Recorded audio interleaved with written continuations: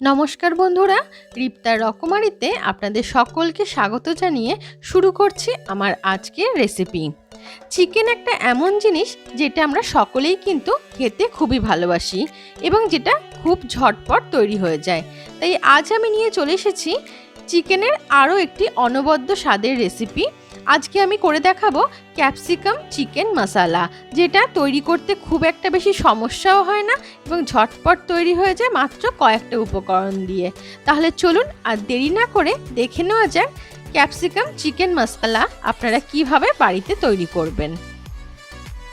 রান্নাটা শুরু করার জন্য আমি গ্যাস জেলে একটা কড়াই বসিয়ে দিয়েছি।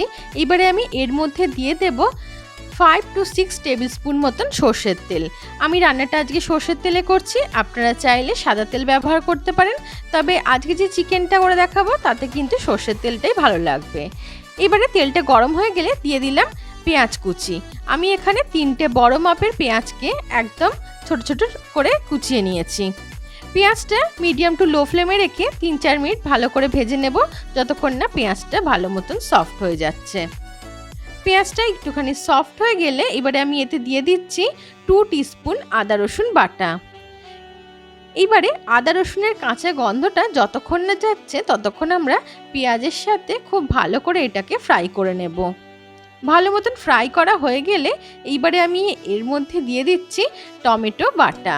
এখানে আমি একটা বড় মাপের টমেটোকে মিক্সিতে পেস্ট করে নিয়েছি। এইবারে এই সব কিছুকে আমরা আরও একবার ভালো করে নাড়াচাড়া করে 2 থেকে 3 মিনিটের জন্য রান্না করে নেব। ভালো মতন রান্না করে ভেজে নেওয়ার পরে আমি এবারে এর মধ্যে গুঁড়ো মশলাগুলো দিয়ে দিচ্ছি।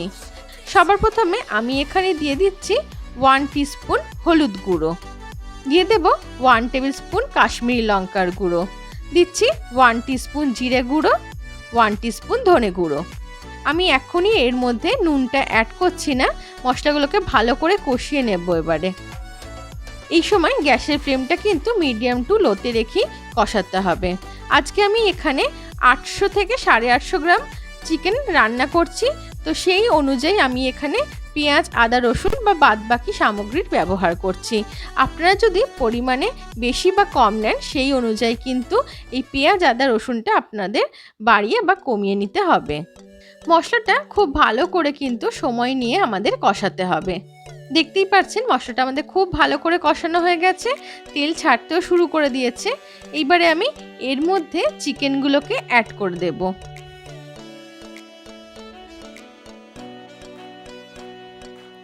এইবারে খুব ভালো করে আমরা মশলার সাথে চিকেনটাকে খুব ভালো করে কষিয়ে নেব। আর এই কাজটা কিন্তু একটুখানি সময় নিয়ে ধৈর্য ধরে করতে হবে, কারণ এই চিকেনের এই প্রিপারেশনটা কিন্তু খুব বেশি কিন্তু গ্রেভি হবে না, একটুখানি গামাখা মতোই হবে। সেই জন্য আমরা এটাকে কিন্তু একদম মিডিয়াম টু লো ফ্লেমে রেখে ভালো করে কষিয়ে কষিয়ে রান্নাটা করব। দেখুন প্রায় 10 থেকে 15 মিনিট হয়ে গেছে, চিকেনটা আমরা খুব ভালো করে কষাচ্ছি। আমি এর মধ্যে কিন্তু অল্প অল্প করে এর মধ্যে জল অ্যাড করব আর কষাবো। আর এই সময়তে আমি এখানে স্বাদ মতো নুনটাও অ্যাড করে দিলাম। তো এখানে কিন্তু অবশ্যই গরম জলেরই ব্যবহার করতে হবে। অল্প অল্প করে আমরা গরম জল অ্যাড করব আর আমরা মাংসটাকে খুব ভালো করে কষিয়ে নেব। প্রায় 45 মিনিটস হয়ে গেছে আর দেখতেই পাচ্ছেন আমরা চিকেনটা কতটা ভালো করে কষিয়েছি। এখনই কিন্তু চিকেন আর হাড়টা কিন্তু একদমই আলাদা হতে শুরু করেছে। আর কষাতে কষাতে চিকেনটা থেকে কিন্তু এখন খুব ভালো মতন একটা কালারও চলে এসেছে আর তেল ছাড়তেও শুরু করেছে। দেখুন দেখতেই পাচ্ছেন চিকেন আর হাড় কিন্তু আলাদা হয়ে যাচ্ছে। তো আমরা এটাকে আরও বেশ কিছুক্ষণ কষিয়ে নিয়েছি।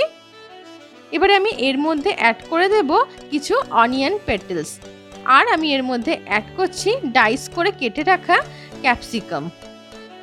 আমি এখানে গ্রিন ক্যাপসিকামের শুধু ব্যবহার করেছি, আপনারা চাইলে আপনারা রেড আর ইয়েলো বেল পেপারও ব্যবহার করতে পারেন।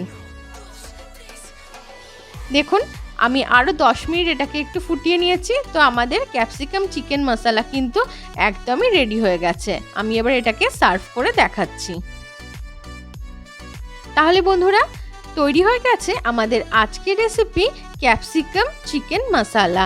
তাহলে আপনারা দেখতেই পেলেন কত কম উপকরণে এবং কত ঝটপট তৈরি হয়ে যায়। আর এর স্বাদ কিন্তু দুর্দান্ত হয়, যেটা আপনারা ভাত রুটি লুচি পরোটা সব কিছুর সাথে সার্ভ করতে পারেন।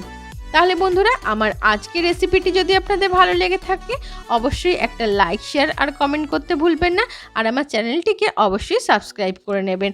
আর সাবস্ক্রাইব করার পরে পাশে থাকা বেল অপশন আর অল বাটনটাকেও প্রেস করে দেবেন, যাতে আমার পরবর্তী সমস্ত রকম ভিডিও নোটিফিকেশন আপনাদের কাছে চটজলদি পৌঁছে যায়। তাহলে আজকে এই পর্যন্তই। সুস্থ থাকবেন, ভালো থাকবেন, নমস্কার।